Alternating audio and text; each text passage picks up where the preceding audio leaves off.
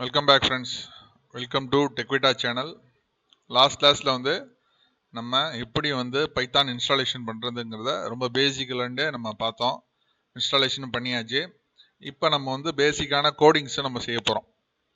அந்த கோடிங்ஸ்க்கு வந்து இப்போ நான் வந்து எதில் எழுத போகிறேன்னா, நேற்று சொன்ன மாதிரி பைத்தான் ஐடில் ஐடிஇ அப்படிங்கிற டிஃபால்ட்டாக ஒரு ஆட் ஆனிச்சுல இது இன்ஸ்டாலேஷன் பண்ணும்போது ஒன்று கமாண்ட் ப்ராம்ப்டில் பண்ணி காமிச்சேன். இன்னொன்று வந்து பைத்தானுடைய டெர்மினல்லே பண்ணி காமிச்சேன். அது பிளாக் கலரில் வந்திருக்கும். இப்போ அதில் பிளாக்ல நம்ம கிளியராக எழுத முடியாது. அதனால தான் வந்து ஐடில் ஐடிஇ அப்படிங்கிற அதில் ஆட் ஆனில் டிஃபால்ட்டாகவே ஆட் ஆனிச்சுல அதுலேருந்து நம்ம இப்போ எழுத போகிறோம். பேசிக்கான ப்ரோக்ராம்ஸ். அட்வான்ஸாக எழுதுறதுக்கு நமக்கு டிஃப்ரெண்ட் ஐடி தேவைப்படும். ஐடிஇனா என்னன்னு கேட்டிங்கன்னா இன்டகிரேட்டட் டெவலப்மெண்ட் என்விரான்மெண்ட்னு சொல்லுவாங்க. எல்லா ப்ரோக்ராம்ஸுக்குமே வந்து இப்போ ஆண்ட்ராய்டு ப்ரோக்ராம், ஐஓஎஸ் அதுக்கு டிஃப்ரெண்ட் ஐடிஸ் வரும். அதில் தான் நம்ம ப்ரோக்ராம் எழுத முடியும். மற்றதுலையும் எழுதலாம். அதில் எழுதணும்னா நமக்கு டிபக் பண்ணுறது, ப்ரோக்ராமோட எரர் எங்கே இருந்துச்சுனாலும் அதை ஈஸியாக ஃபைண்ட் அவுட் பண்ணலாம்.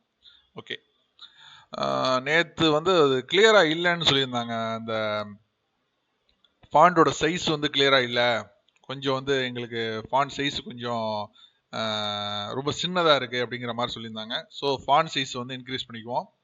ஓகே, வால்யூம் கேட்குதுல்ல உங்களுக்கு? சரி. இப்போ வந்து அந்த ஆப்ஷன்ஸில் போயிட்டீங்கன்னா கான்ஃபிகர் ஐடிஎல்இன்னு சொல்லிட்டு அந்த ஐடியில் இருக்குது பார்த்தீங்களா, அதை கான்ஃபிகர் பண்ணுறதுக்கு ஒன்று ஆப்ஷன் வரும். அதை கிளிக் பண்ணிங்கன்னா இதுலேயே வந்து நம்ம சைஸ் இன்க்ரீஸ் பண்ணிக்கலாம். சைஸ் வந்து நம்ம ஒரு 18 வச்சுக்கோமா, போல்டு கொடுத்து பார்ப்போம். இப்போ கிளியராக இருக்கும்னு நினைக்கிறேன். ஓகே, இது ரைட்டு.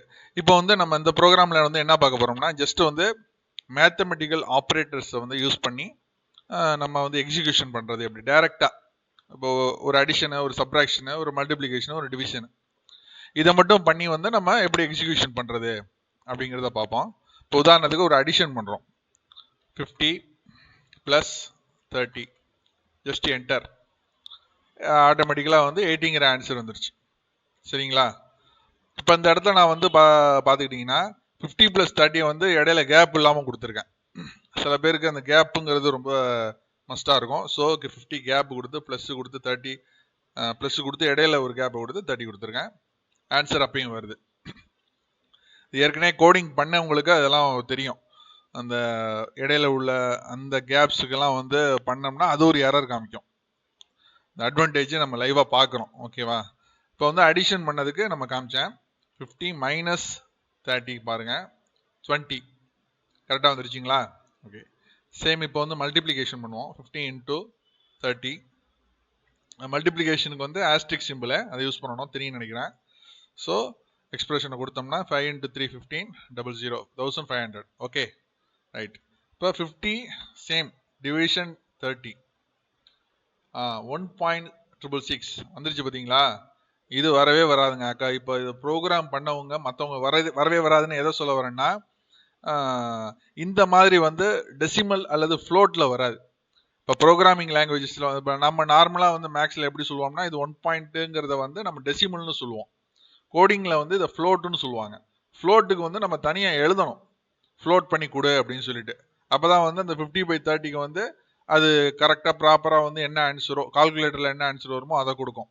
இல்லைன்னா வந்து அதை இதில் கூட அந்த மாதிரி கொண்டு வரலாம். 50 டபுள் டிவைடட் சிம்பிள் கொடுத்து 30 கொடுத்தீங்கன்னா வெறும் 1 மட்டும் வருது பாருங்க.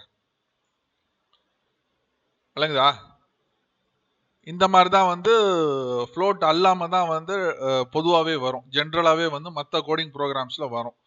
இப்போ இதில் உள்ள அட்வான்டேஜ் பார்த்தீங்கன்னா 50/30ன்னு சொல்லிட்டு நம்ம இந்த இடத்துல கொடுக்கும்போது ஃப்ளோட்டில் தான் வருது. ஏன்னா இது வந்து டிஃபால்ட்டாகவே வந்து டிவிஷன் வந்து ஃப்ளோட்டில் தான் எடுத்துக்கும்.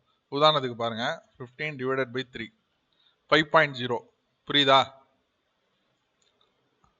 நல்லா கிளியராக தெரியும் நினைக்கிறேன் உங்களுக்கு. பேசிக்கலாக உள்ள மேத்தமெட்டிக்கல் ஆப்ரேட்டர்ஸ் யூஸ் பண்ணியிருக்கோம். இப்போ வந்து ஒவ்வொரு இப்போ இந்த ஒரு இது வந்து ஒரு எக்ஸ்பிரஷன் அதில் பைத்தானில் வந்து இந்த இது வந்து இந்த அதாவது இதில் வந்து ரெண்டு என்ன சொல்கிறது, ஒரு ஆப்பரண்ட்டு ப்ளஸ் ஒரு ஆப்ரேட்டர் சேர்ந்தது ஒரு எக்ஸ்பிரஷன். எது ஆப்பரண்ட்டுன்னு கேட்டிங்கன்னா இந்த நம்பர்ஸ்ன்னு சொல்கிறோம் பார்த்தீங்களா, இந்த 50 ஒரு நம்பரு, 30 ஒரு நம்பர், இது ரெண்டு பேர் ஆப்பரண்ட். ஓகே, இடையில இருக்கக்கூடிய அந்த அந்த மேத்தமெட்டிக்கல் அந்த ஆப்ரேட்டர் பேர் ஆப்ரேட்டர். அடிஷன், சப்ராக்ஷன், மல்டிப்ளிகேஷன் அது பேர் ஆப்ரேட்டர்.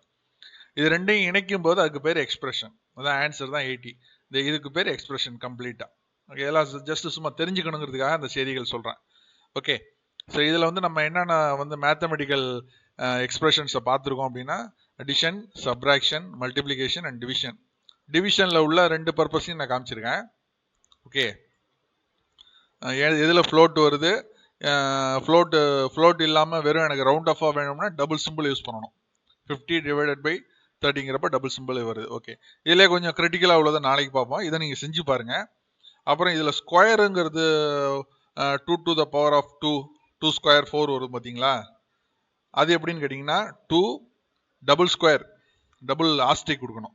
ஓகே, இதுக்கு இந்த இடத்துல பவர் கொடுக்கணும். 4 வந்துருச்சா? இப்போ 2 to the power of 3 என்னங்க? 2 கியூப் 8ஆ? Okay, 2 to the power of 4 16, 2 to the power of 5 32. இதனுடைய அந்த இது தெரியுதுங்களா? இது வந்து 2 to the power, to the powerன்னு சொல்லுவோம்ல. நோட் பேட்ல எழுதி காமிக்கிற பாருங்க. 2 cube 2 square 2 cube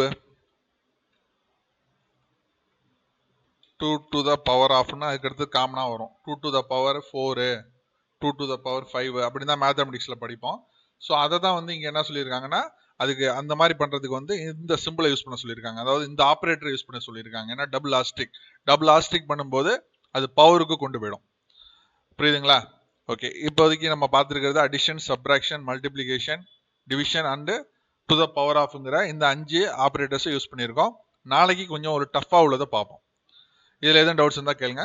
bye friends.